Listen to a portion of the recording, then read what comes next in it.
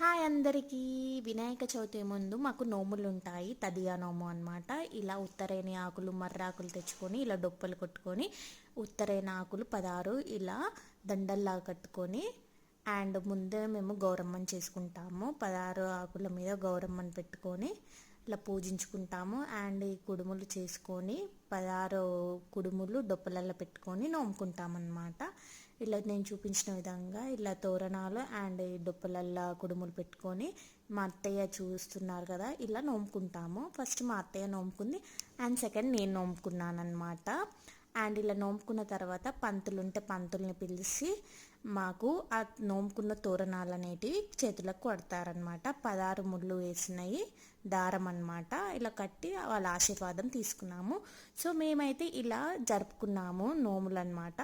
మీరు ఎలా జరుపుకున్నారో కామెంట్లో తెలపండి. Thank you for watching. Bye bye.